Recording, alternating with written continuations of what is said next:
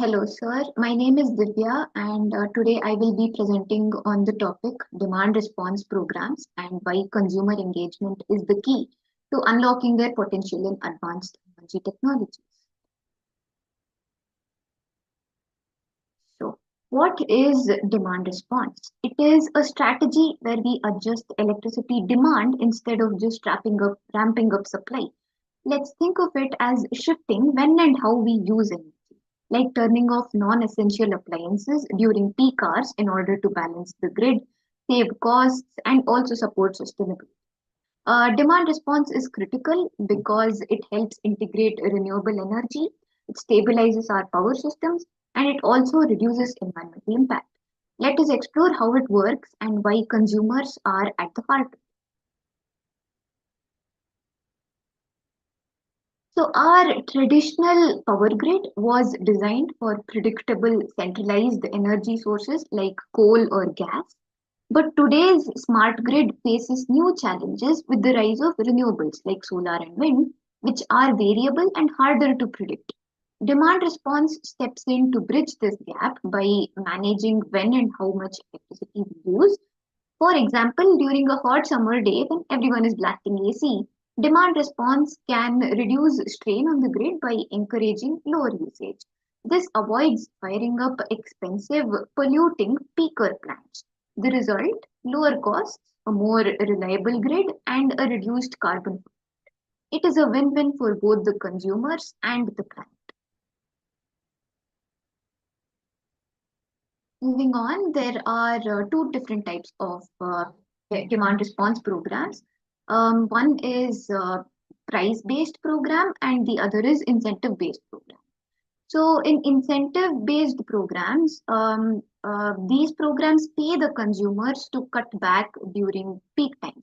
For instance, utilities might remotely adjust your thermostat a few degrees or offer payments for reducing usage during grid stress.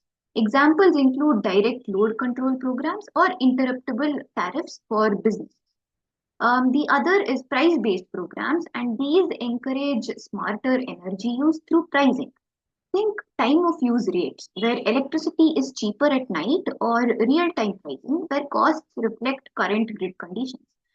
Critical peak pricing might spike rates during extreme demand to nudge conservation. Also, in the previous slide, here we have mentioned a few examples. Right?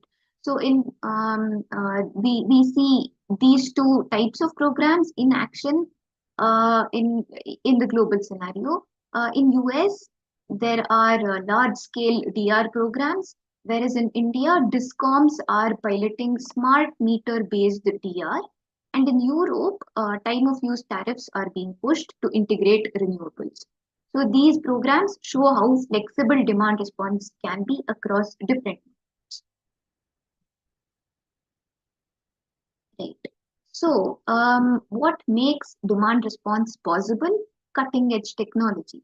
So smart meters and IoT devices track energy use in real time, giving consumers and utilities precise data. Home energy management systems, HEMS, they let us control appliances from our phone, optimizing when they run. AI and machine learning predicts peak demand and suggests the best time to shift usage. Even electric vehicles and smart appliances play a role. Let's imagine our EV charging overnight when rates are low, or our fridge delaying its defrost cycle during a peak event. Energy storage systems like home batteries also let consumers store cheap, clean energy for later. These tools make demand response seamless and effective. Right. So here is the catch though. Demand response only works if consumers participate. Without people on board, even the best tech falls flat. But engaging consumers isn't always easy. So barriers could include lack of awareness. Many don't even know DR exists. Or trust issues like worrying utilities might misuse their data. Some also fear losing comfort, like a warmer home during peak AC hours, which is a valid concern. So, how do we get consumers excited? There is education and awareness. Simple campaigns explaining how DR saves money and helps the environment.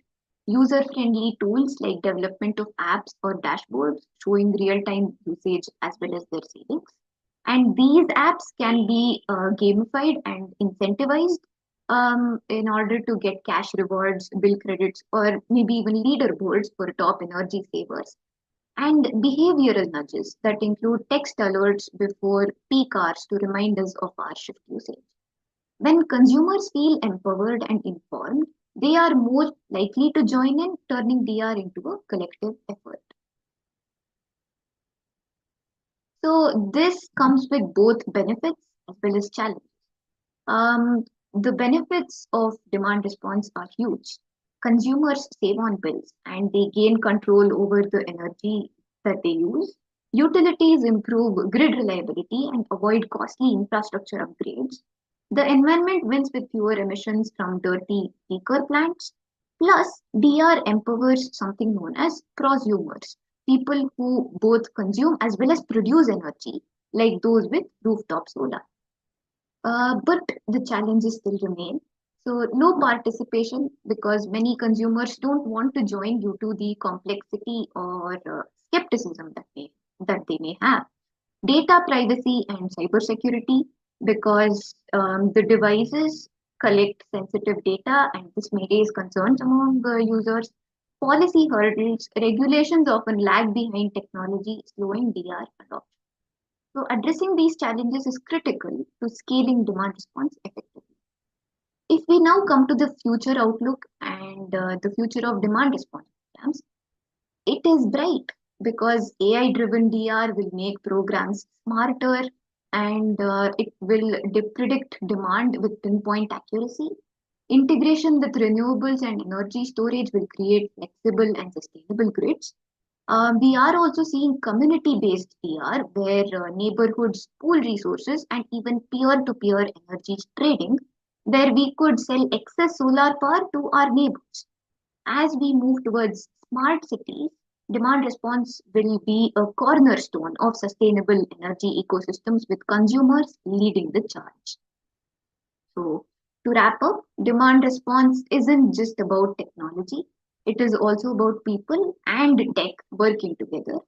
By engaging consumers with the right tools, incentives, and education, we can unlock the full potential of demand response in order to create a more reliable, affordable, and sustainable energy future.